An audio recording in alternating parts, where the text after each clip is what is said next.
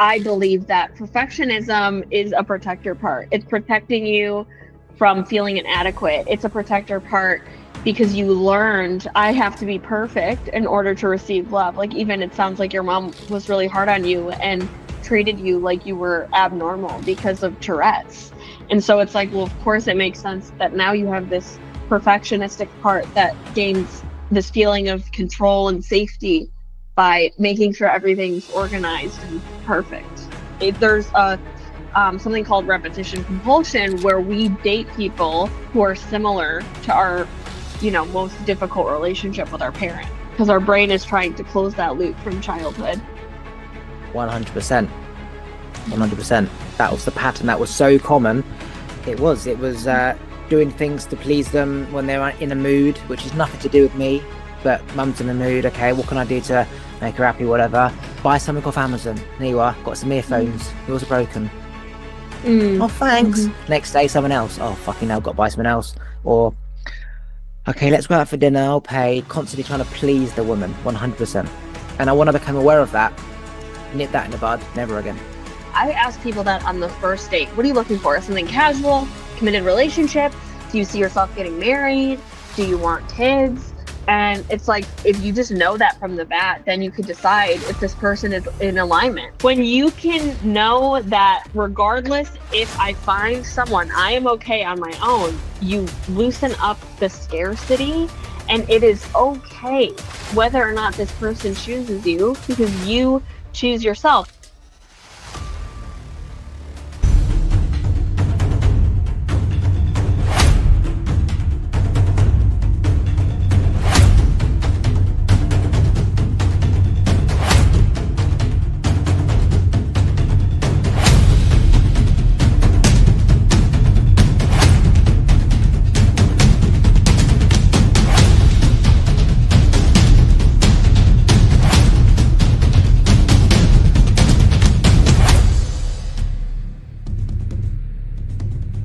So at the gym right now, what I am now doing is I'm doing what's called the flag, where you hold 2 bars, one above your head and one below your waist, and you basically pull yourself up into a flag position where your body and your torso is at a right angle. So it's like going from standing up to then your legs straight in the air. And I'm also doing a thing where I'm having my hands on the floor where I'm about to go into a handstand, but rather than do a handstand, I will then pull my body up from being on the ground, going straight up. And it takes a lot of core strength. And what I realize is that it's amazing having one thing that you can just do anywhere, anytime. So now when I go out to the middle of London or anywhere, if I see some bars, I can go up into a flag. If I see a pole or a beam or a chair, if I'm at the train station and I'm just sort of holding on to the sides, I can then go up into a handstand. Now, that's something that isn't very common. Most people can't do. It takes a lot of strength. You make people's day by them seeing you and they're like, oh, that's really impressive. How do you do that? I feel good by the attention, and it's a win-win, and it's free of charge. I don't need anything, and I can do this with anyone, anywhere. And it's something I can take with me for the rest of my life. And the point is that if you can have one thing that you can take everywhere with you, that you can share with the world, that gives people joy and gives you your own amusement, then that is an amazing blessing. Yeah, that definitely is takes a lot of core strength. It does. It does. I plucked myself up straight away, and I was there, and I just kept doing it. And then I could do it for 25 seconds. And then I started to move my legs in the air with different angles. And I did crisscross, and then I waved like a flag. And I'm like, holy shit, like this is so hard as it is. And I'm just doing it like it's a joke. But yeah. Nice. What's your take? How you just talk from there? I feel like I don't know what to say in terms of exercise. I mean, I'm an anxious attachment specialist, so I thought we were going to be talking about healing your anxious attachment and things Well, like that. We can. There's no limits. Okay. So talk about that. What is that? What is an anxious attachment? Um, Anxious attachment style. So we all have an attachment style, and it is all based upon our relationship with our caregivers. So what happens with an anxious attachment style is if you've had a parent or parents who are emotionally unavailable, what ends up happening is that child is like doesn't know how to regulate themselves and regulate their own emotions because they haven't been taught how to self-soothe and process their emotions because their parent has been emotionally unavailable. So this causes them to believe that safety is in the external, that I can't cultivate that through myself. So that's why a lot of people tend to label people who are anxiously attached as needy or clingy. It's just happening because they have this faulty wiring, and until they self-regulate, they're going to keep ending up in relationships with people who resemble their caregiver that they've craved love from the most. Yeah, so that's interesting because a lot of people that I've dated over the years, I'd say like a good 80% of them, their dads were either dead or their dads weren't in their life. Their dads were absent. And I've had the most incredible father figure. So you could say that I'm a healthy masculine. And so what I realized is, why am I attracting so many women with absent fathers? And I realized is that they are looking for this caregiver that their father didn't give to them, or in the form of a masculine energy or male energy, love, nurturing, kindness, protection. And so I was like, what? And I only when I became aware of it did I actually get into my first, it wasn't a relationship, but technically it was my first relationship. And she had a father figure, a good, healthy father figure. So it's like everyone before didn't have father figures. You can't get close. They push you, push them away. They can't feel, they can't kiss, they can't touch you, they can't hold your hand. Real intimate shit, which means you've got to feel stuff. None of them could give that or allow themselves to feel that. So it just ended. Whereas the other person, the last person that I was with, had that figure and they were able to receive the amount of love and energy and intensity that I could give. And the only thing that was different is she had a father and the everyone else didn't. And it was almost like people kept seeing the same thing in me on these dating apps. And literally, I could predict, I'd literally say, just out of interest, are your parents together? And they'll go, my dad's dead. I'm like, holy shit, what is going on? Well, So what was yeah, your role in that? my my role, I think, was to simply understand that I've had a blessing with having the most incredible father figure. And if you relate that into what is a healthy masculine, it's be a good man in life for people, not just for women. Like I've got my best friend has an absent father. A lot of my friends, kind of all of them, all of them have absent fathers. Not they're dead. Some of them are dead, but some are just absent.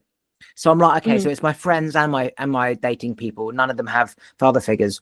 So you could say that I am a representative of what a healthy man should be, or what they yearned for, to feel kind of masculine traits that they had biases against, like all men are bad. A lot of people say to me, I help heal their masculine wounds just by showing up as me. I'm doing the things that previous men in their life didn't do, because don't forget, they are attracting men like their father, absent men, emotionally, physically. So when they try and get close, those men run away. And it's like, why am I doing this? They're attracting their father. So then when you link all this stuff, it makes absolute sense, which is, let's say women are giving up or finding a healthy masculine. I come up and I show them that just by me, I am that figure. Don't give up. There is men out there that will give you what you want, but you've just been attracting your father, basically. And then when you become aware of that, you then seek an actual healthy masculine of what you want. The same as I seeked a healthy woman who had a father figure when I became aware of it. Yeah, absolutely. I also believe that like we attract what we are. So I find that really interesting that you kept attracting people with emotionally like absent fathers. What was your relationship like with your mother? Was she It emotionally was, unavailable? no, in the early stages of it, it was tricky because I was more like my dad. I wasn't like my mum. She was just normal. And why can't I be normal? Why am I not like everyone else? And it was a struggle through school of being the kid with Tourette's, the unnormal kid. Oh. And so she yearned for this like normal kid. But then as I've gotten older and I'm doing all these awakening practices, conscious breath work, meditation, yoga, she is now doing that herself. So literally she's Mm. become me by me leading an example. So I didn't have to do anything. I did teach her in the early stages, but now she is seeing me do that. She's doing everything that I'm doing. Now she gets me. Now she knows why I walk around here with bare feet.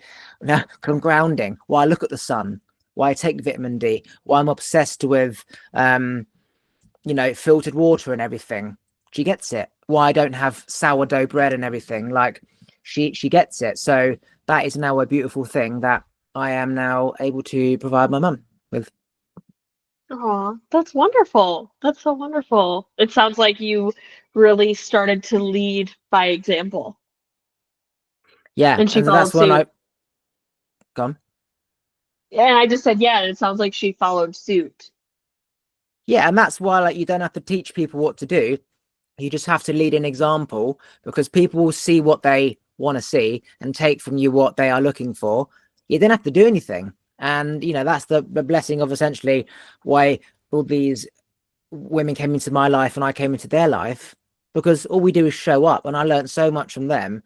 Equally, Mm. they learned from me. Like I learned different things from them and they Mm. learned different things from me. So it's like these two people come together to exchange gifts of life, and then you sort of just go on your own way. Mm-hmm. Yeah, absolutely. Everyone, is here for a lesson or a season, and I think it's really important to take away that for sure. So you coach everything to do with anxious avoidance attachment. So what was the reason why you got into that? Yeah, so I specialized first in anxiety, and I kept finding the people who weren't getting results in reducing their anxiety was they were stuck in trauma bonds, toxic relationships, or they were with people who were emotionally unavailable. And then as I was doing more and more research, more and more, what was happening was the anxious attachment and the avoidant attachment, your attachment style, that was the missing piece. Because who you attract and who you date is like one of the most important things for your mental and physical well-being. Yeah, so we either create this loop of just feeding in the same patterns that we've all known before, or we Mhm. become aware of that pattern and change it, and that pattern hopefully will never occur again. And then we have a new pattern that we can either maintain, keep, Mhm. or remove, or we can relapse and go back to old patterns, depending on how strong the new pattern is, or how much we don't learn from our lessons, or how deep the wound is. But yeah, the most amazing thing about life is that you can change anything as soon as you become aware of it. Everything's a choice, no matter how hard it is to escape from that, or the reason why you are in that situation. And then there's always something else to learn and work out. It's like this Mhm. never-ending journey of life. And what I've learned recently about myself is that I'm very hard on myself to perfect things. And when I become aware of something, I've got to put a system in place so it never happens again. And I'm realizing there's always going to be something in life that happens again. So yeah, there's certain things that you can do which doesn't cause you distress all the time. Like if I put my cup on my desk and I know I'm going to knock it over and I'm going to have to spend Mm. 15 minutes clearing it up, don't do that. But if I, for example, come in after I've been out in the gym and I'm in my bed and I want to put my pajamas on and I can't be asked to put my trousers in the wardrobe, the old me will be like, nope, trousers in the wardrobe, organization, in the morning, you're going to have to deal with it. I'm starting to be a little bit softer on myself, which is Mm. I don't have anything to do because everything I think I do. So I'm up to date on thoughts. But then thoughts don't end. And the reason why I'm Mhm. always looking for a purpose is because I'm always doing something in real time. Because I've got so much free time, I can think, right, I need to get vitamin D. I'm going to get vitamin D right now. So having something to do, like put my trousers in the wardrobe in the morning, gives me a purpose. And to not be so strict on myself of having everything in order all the time. Mhm. Yeah, and what would you say having everything in order all the time and being perfect, what does that protect you from feeling? So when I was younger, there was shit everywhere. Couldn't find anything. Used to blame my parents. It was just chaos. I hoarded everything. Drawers are full of shit. Kept everything. There was just no organization. Where's my top? And so I can't go back into that state because it's a very stressful state. So now I know where everything is. Everything's ordered. Clothes are in order. I rotate everything. Um, it's just organization. Like planets and the universe is organized. The only people that aren't are humans. So it's like we're not OCD. We're just trying to do what nature is already, which is in order. And that's Mm. why we've got so much disease and stress and anxieties, because our outside doesn't match our inside, because our outside's chaos, so our inside becomes chaos, and then we look outside and it's also chaos, so then we like don't really do anything different until you realize that they shouldn't even be here. Yeah, I mean, my thought is like your external environment is a reflection of your internal environment. So like if your whole, if that's super messy, but also I believe that perfectionism is a protector part. It's protecting you from feeling inadequate. It's a protector part because you learned I have to be perfect in order to receive love. Like even it sounds like your mom was really hard on you and treated you like you were abnormal because of Tourette's. And so it's like, well, of course it makes sense that now you have this perfectionistic part that gains this feeling of control and safety by making sure everything's organized and perfect. Yeah, so You're both my parents were smiling. tough. Yeah, so What's both your my thoughts parents on were that? Yeah, so both my parents were tough. My dad gave me what I would call a military upbringing because he was brought up by somebody who was in the military, quite high up. So order, get this done. I'm talking to you. Look at me when I'm speaking to you. Come downstairs. It's like very disciplined. Like I told you, like for disciplines, I'm used to like strict. On the other hand, my mum was also strict, but didn't understand me in the way that my dad did. So would I say that my job was to make them happy? No, my job, what I felt, was to make them happy. And I was the person that made them unhappy because of the pressure that I put on them because of how I was. That's what I would say. I didn't feel like I was the person, like if they say people who are going to stand up do it because they try to make the mum laugh. That wasn't the case. Um, it was more, I was trying to just do whatever I wanted to do. And when I got a reaction, I would do it more. Or if I was told no, it would then be, I'm going to do it more because don't tell me what to do. And then this control Mm-hmm. power thing comes into play where I'm going to fucking get what I want. And you're selling me kind of an ice cream. Now I'm going to go for a shop until I get an ice cream, which could go on for hours and hours and hours and days and days. And it's like this battle for getting what you want Mm-hmm. and So you getting were your the own way. rebellious. So you were the Absolutely. rebellious one. Uh-huh. Absolutely. Yeah. Because we have four different ways that we unconsciously try to get attention. And in our family dynamic, sometimes they can overlap, and sometimes we can have multiples of them depending on what's going on in our lives. So the first one is like the rebellious, difficult child or person. There's the chronically ill, there's the perfect child, and then there is the caretaker. Was I the caretaker? No. Was I the perfect child? No. What's the other two? The rebellious slash difficult one, and then the chronically ill one.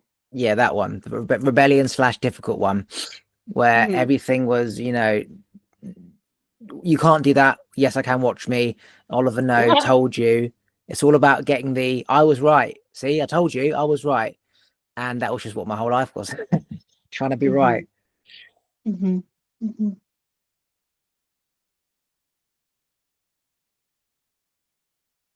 But actually, it wasn't trying to be right. It was just trying to get what I wanted, which is what every animal in this kingdom wants. If the animal wants food, it will go find food.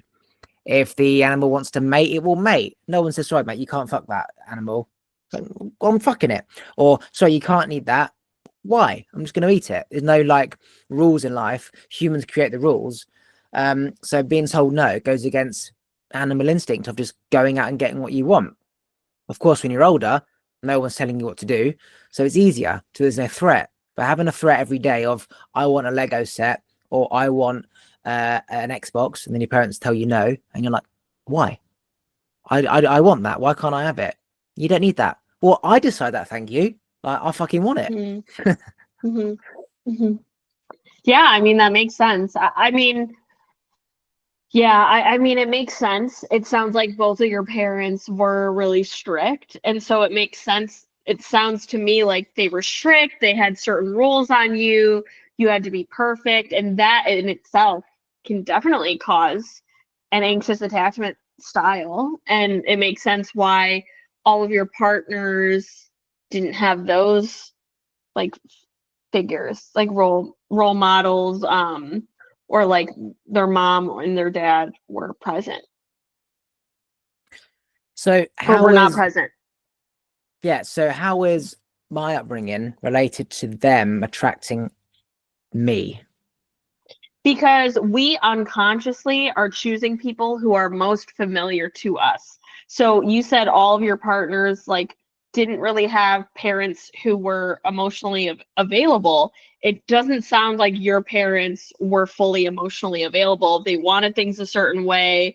They were very strict on you, all of those sorts of things. And so there's a something called repetition compulsion, where we date people who are similar to our, most difficult relationship with our parent, because our brain is trying to close that loop from childhood. 100%.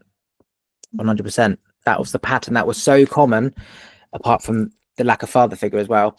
Yeah, it was doing things to please them when they were in a mood, which is nothing to do with me, but mum's in a mood. Okay, what can I do to make her happy? Whatever. Woman's in a mood.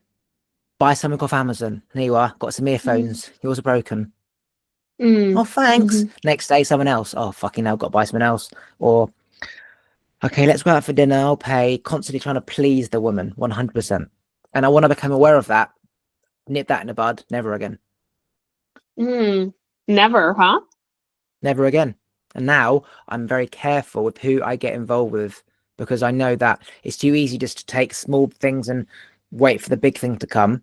But you're exposing yourself and getting involved with an energy that I've closed. So yeah, like once you become aware of the pattern, you can't go back, because then all the stuff that happened in the past will come back. Becoming aware of like, that was wrong because of this. I now recognize that. So now I'm seeing the same patterns, and rather than just going down there having fun until it ends, I'm like, no, absolutely not. I know how that works Mm-hmm. out. I know how that ends.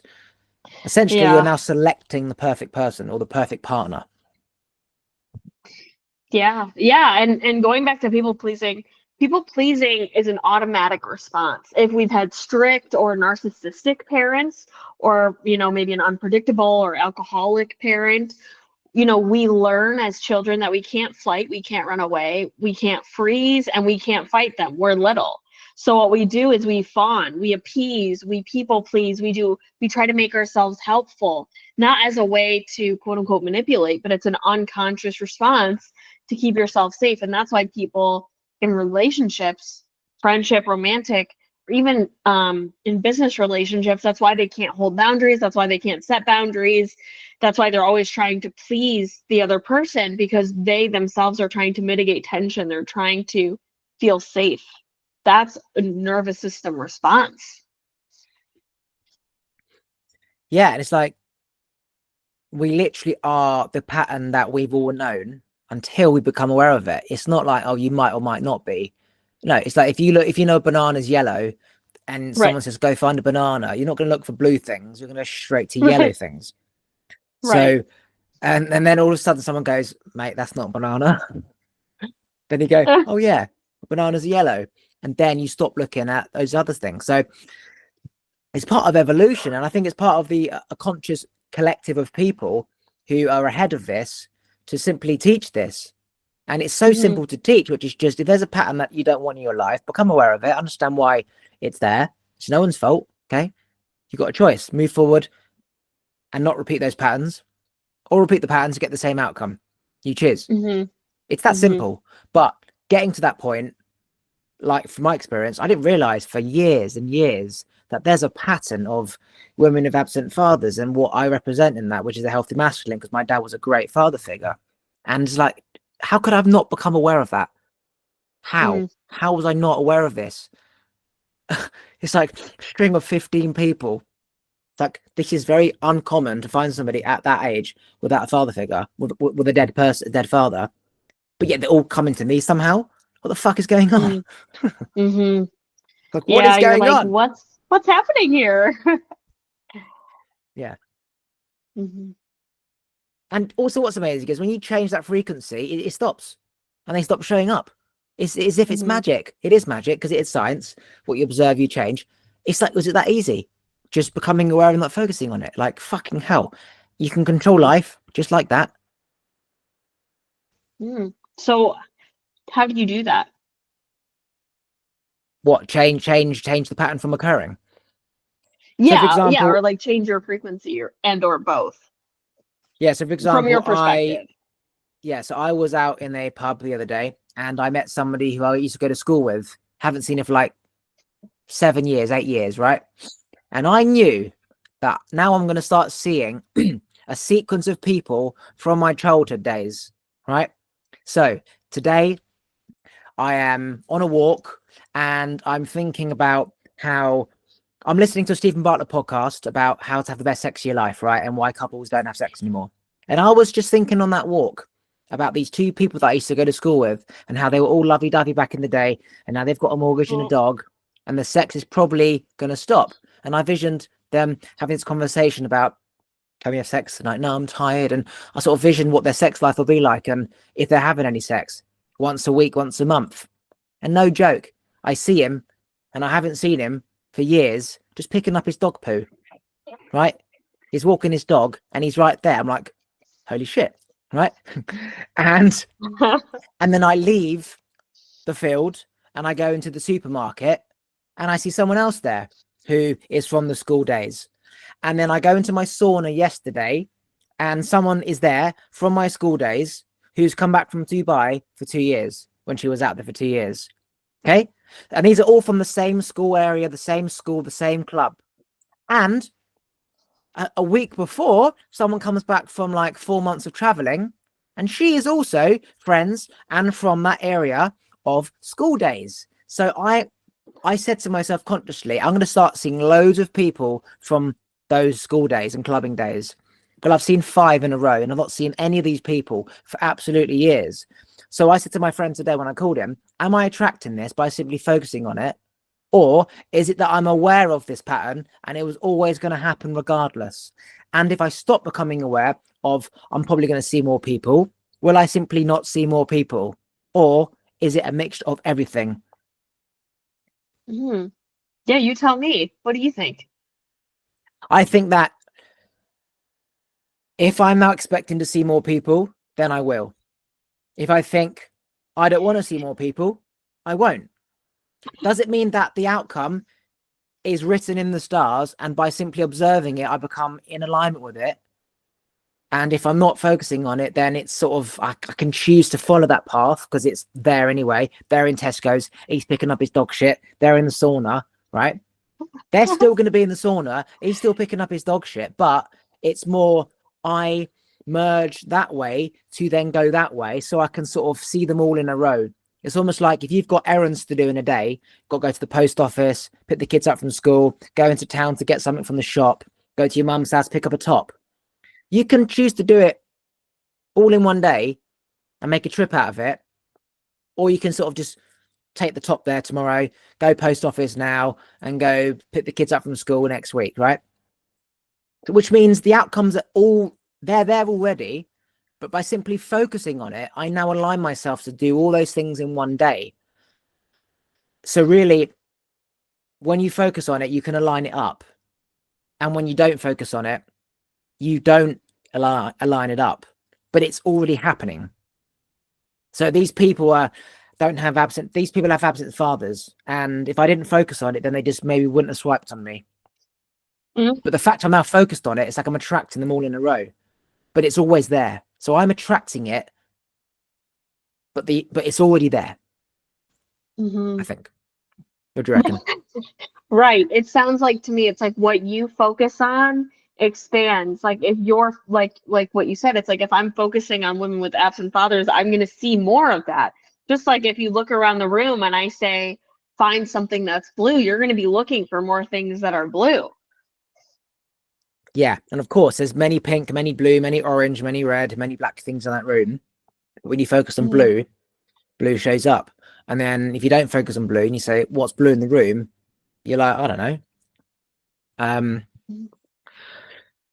So yeah, it's the art of just focusing on what you want and knowing that by not focusing on it doesn't mean that it's not going to show up if our subconscious mind is programmed to focus on it. Mhm. Mhm. Yeah. Yeah, absolutely. So, what are some other ways? Say someone, in your opinion, like say someone wants to attract someone who's emotionally available, who's a good match for them, or maybe they even want to make more money. Like, what would you advise them to do? I'd say go back into old relationships and study the patterns of the things that they didn't have that you wanted. So you should have a broad understanding of, okay, this type of mindset isn't going to be somebody with wealth, right? They moan about things. Hmm. This is too expensive. Can't afford that, blah, blah, blah. So now when you come across new people, if you see a sign, which is called a red flag, where they're like, I can't afford that dessert, it's nice to meet you. I won't be seeing you again, type of thing, right? And so now you're telling the universe, I'm not going to accept that like I did before. Whereas before it'd be like, shag to shag. I don't care if you can't afford the dessert. We'll just worry about it then, right? Now it's no, Mm. I'm not just going to have sex for the sake of it. Okay. I want you to be able to afford the dessert as well. So now you filter out these paths that you would have gone down, which tells the universe, oh, he's not going down that path. I'll guide him another way. I've like put my own obstacles and roadblocks in that path. So now I can't go down there. So now the universe is like, well, if he's not going down there, we've got to take him another way. And so therefore you go another way and you enter a new field of different types of people, which should resemble the people that can afford a dessert. So just not allowing yourself to take something that isn't exactly what you want. And part of dating is you sort of get what you want, kind of, and then if the real thing comes along, I'll settle. But actually, you're telling the universe is that you're keeping your energy at that same frequency of half in, half out. And Hmm. if you don't really want a relationship that bad, of course, fuck around, date, get half of what you want, and you know it's not going to be the real thing. But if you really want the real thing, you do have to basically become celibate, right? Literally become celibate until the actual person comes along. And that could be years.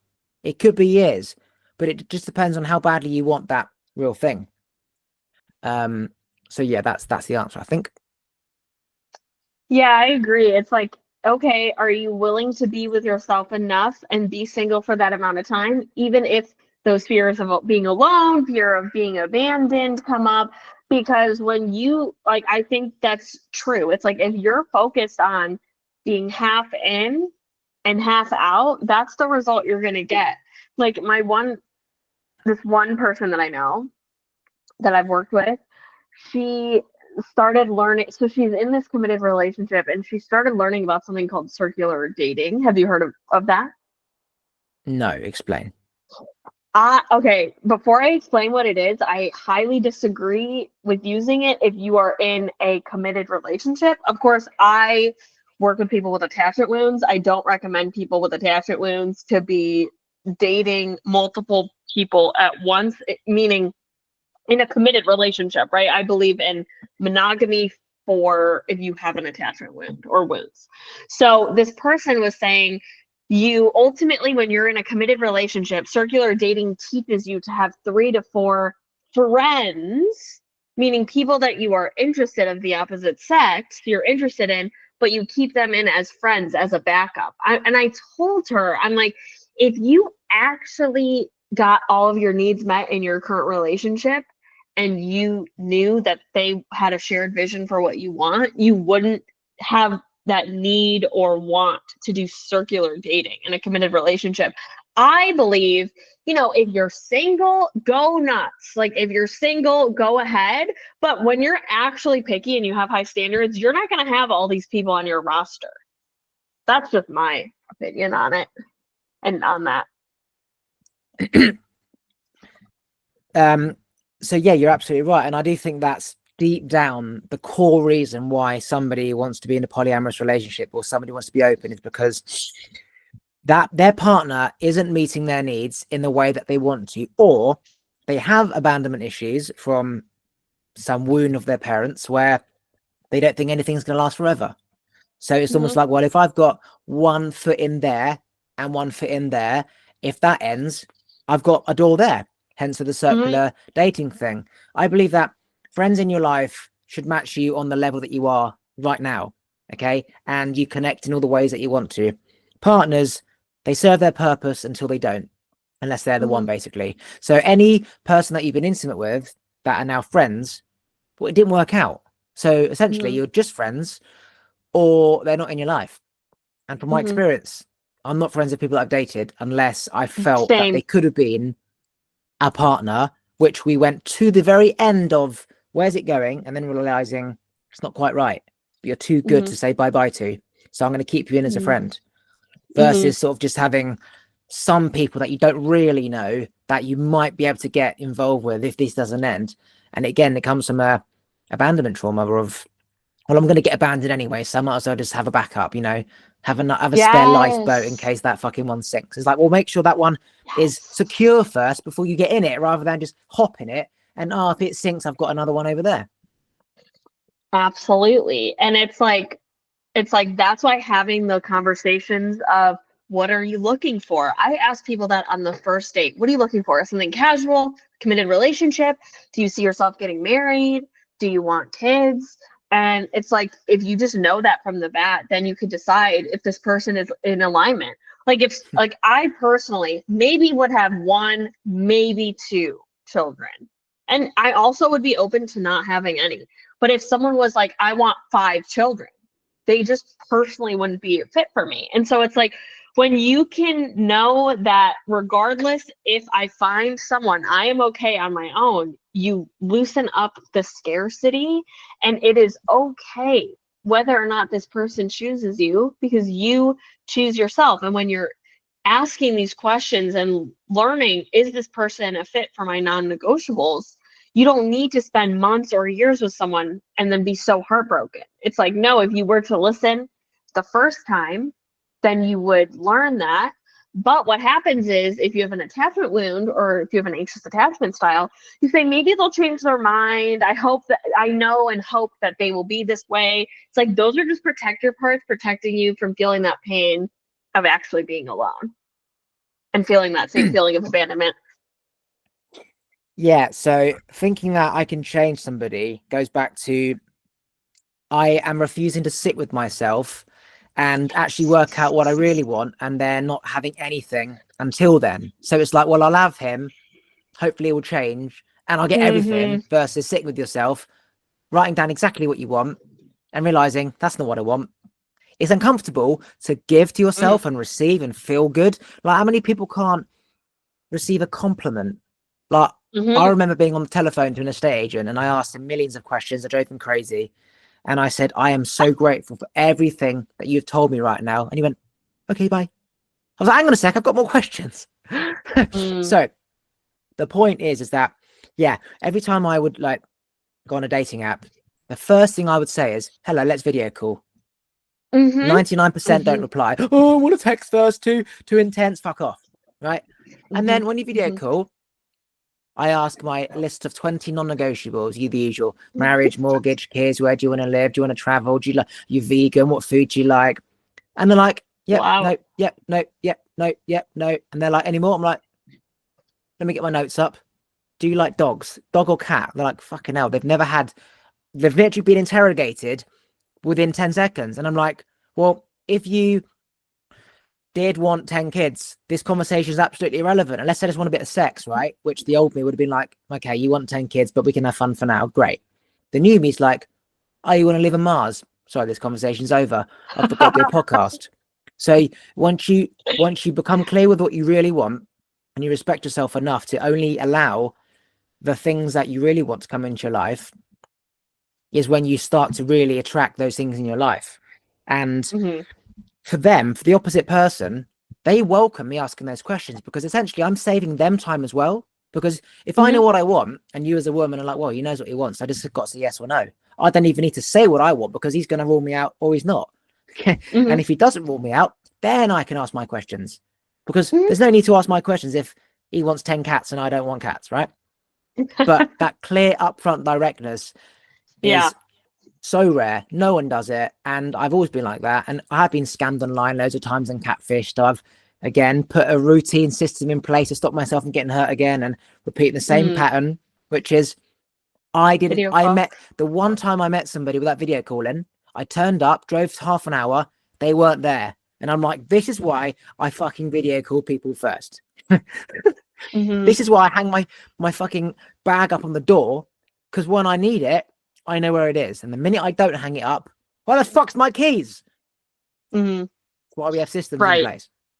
Right. I agree. Having those systems in place is key. It's funny that you said video call, because either we'll do a phone call or a video call with someone, because people, I was talking about this with a previous business coach, and he's like, like if you're screening for your business call, like discovery calls with clients, you should be doing the same thing with your dating. And I completely agree. It's like, and I was telling a friend this, it's like, I can literally decipher within, honestly, 2 to 5 minutes whether someone is a good fit for me based on having one phone call.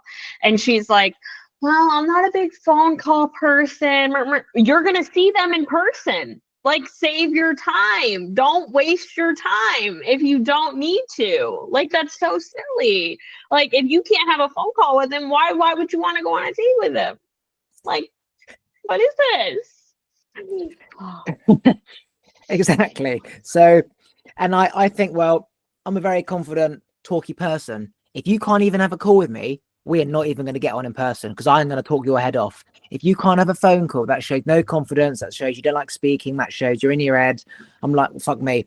What is in your head if you can't even have a conversation with a human being? So it's like 99 will say no, well, they don't even reply, and 1% does.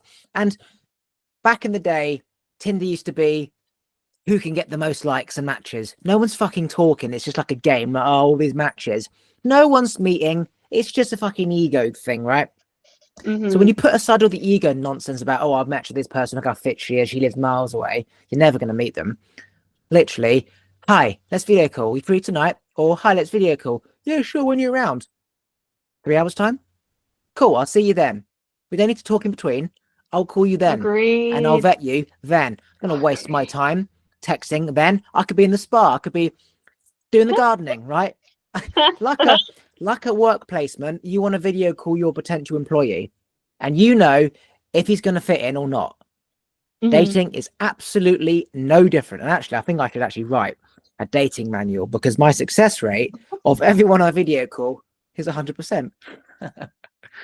Really? But I have a 0% success rate of meeting somebody who I didn't video call, and actually a 0% success rate of meeting anybody who I didn't video call the same day I matched. So if you go backwards and forwards by like 4 or 5 messages, and you sleep on it, and the sun comes up and everything's different, you've lost it. The energy has floated away. Literally, it's that moment has gone. They wake up and they go, oh, nah, not. They don't feel it. That energy has dispersed. Yeah, that's what I've noticed as well. You got to basically catch it when it's hot. That's kind of true. I mean, at first I wanted to be like, that's not true, but like it kind of is. Like it kind of is. It is pretty true when you think about it. And it's like, just stop wasting your time. Get them on a phone call or a video call. Like, we don't need to do all this. Like, we don't, like, people, I'm in different anxious attachment groups, because obviously that's my niche. And people are like, oh, we talked for a month and then we finally got on a date. I'm like, what are we doing there? I will not be texting you every single day, all of this. Absolutely not. Absolutely not. Like, let's get on a phone call and see if I even like you. And that's the thing, energy doesn't lie. And like when you the longer you text, the longer it is you're probably not going to meet, because if there was anything like drawing you to each other, you'd feel the urge to meet. So essentially you're speaking to Siri and ChatGPT times 6, 7, 8 people every night to do what? To go nowhere. Like it's almost like people are lonely, which they are, and like 3 weeks down the line you're talking, so what are you doing this weekend? No, I'm not really doing much. You want to meet? No, I'm not really feeling it. Oh, okay, well, I'll try next weekend. And the next weekend comes. And I'm speaking from experience here of chasing, trying to get a meet with people, and then going, right, if you're not going to meet me now, I'm not speaking to you again. Delete the number. End of story. It's taking me experience in this to be like, right, here's a strict routine. I'm not wasting money. I'm not wasting time. I know the drill. I know how it works. If I don't meet you now, I'm never going to meet you. Like, messaging you on Instagram that never works because there's a million other people messaging you too. Like, it's like, then you get it. And like anything, 1 in 100 is the success rate in sales. That's the same with dating. You got to basically match with 100 people, video call 5, you might see 2 again and end up with 1. But yeah, agreed. What are your thoughts on dating apps in general? I think they're absolutely horrendous. I think that, put it this way, my whole life, I didn't have friends growing up, so I never had friends to go out to places with. I've always worked for myself, so I didn't have colleagues to go out to places with and go out for pub lunch and meet people. So I used to go out clubbing by myself. So I used to just talk to whoever, but then I realized the people in those places were not like me. They're all pissed out their head. I'm sober conscious. I'm like, okay, I can't even go out anymore. So where are these people? Well, I'll try dating apps, because if they're like me, they'll be at home wanting the same thing. They are sober. They don't like clubs. Where they're going to be? Probably on the apps. So then you set your radius like 100 miles and you swipe everybody, numbers game, of course. And then you might get 5 out of 1,000 that you've matched with, and then travel 2 hours with them, until I realized, where are these people going to be? They're going to be at breath work. They're going to be at static dances. They're going to be at yoga festivals. They're going to be at these mindful retreats. So why don't I just go there? And the minute I go there, they're fucking everywhere. I'm like, what the hell? I spent my whole life on Tinder. If I'd just gone to these places, they're there. But then I realized I wasn't ready then. I was ready now. I was not the person I was then, mentally, spiritually, emotionally. So yeah, I can say that now. It's obvious, but it wasn't obvious and I wasn't ready then. So it's like, well, it's perfectly aligned. So that's what it comes back to. Everything is perfectly aligned. I was meant to see that man picking up his dog shit after seeing the person in the sauna. It's perfectly aligned, But yeah, if you want to date people, think, where's my perfect man going to be? If you want some gym man, he's probably a twat. Go to the gym. If you want some man who's in his body, go do breath work, right? And I'm sure he'll be there. And you have a coffee with somebody afterwards. Yeah, you get to know somebody. If it's not him, it's, oh, I've got a friend who'll like you. Great, let's meet up. That's how it works in the old days. And nothing changes. AI will be wiped out by nature. That's just what it is. You think AI will be wiped out by nature? I think, for example, my recent predicament is that as everything becomes AI, no one knows what is real and what isn't real.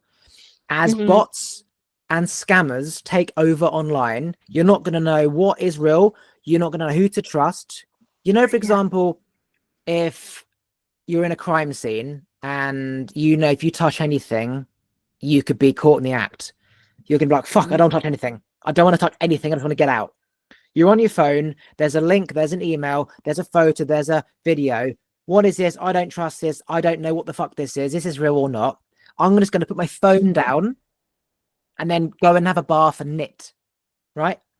And so the more we can't trust this device, the more we won't be on it.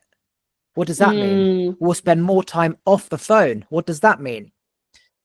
Tech companies rely on advertising through people using the app. If there's no users on the app, there's no sponsorship. So that means tech companies go bust. They can't afford to pay for staff to run the social media apps, to vet accounts, to get rid of scammers, to manage these accounts to make sure there's no viruses, right? Because eventually they all get taken over by porn and bots. Look at MySpace, look at Bebo, look at MSN. When bots start taking over and there's porn links and everything's to do with sex, that's it. Game's over. There's another social media coming out. Mm. And so if there's no technology apps, there's no advertising. If there's no advertising, there's no money to fund the developers. What happens? Like a Game Boy, it goes Mm. extinct. I had a Game Boy. I had an iPhone. What are we doing now?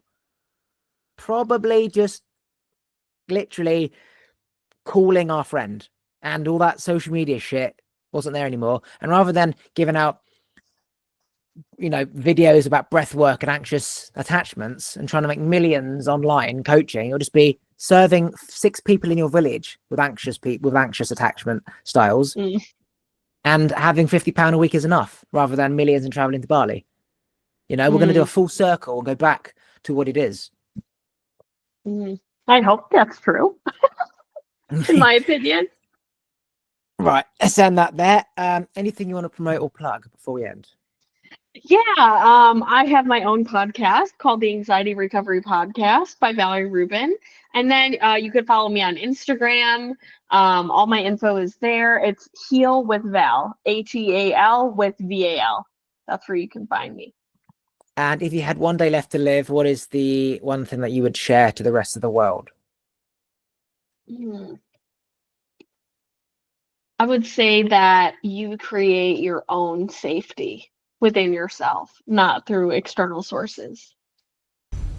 Thanks for listening. If you like this episode, please remember to subscribe, turn the bell notifications on, like the episode, and comment below. And if you want to follow me on Instagram, it's YesKingOliver. Take a look at the other videos to your side. And if you just want to listen to this podcast, you can do so on Apple and Spotify and most other platforms by going to talkwitholiver.com.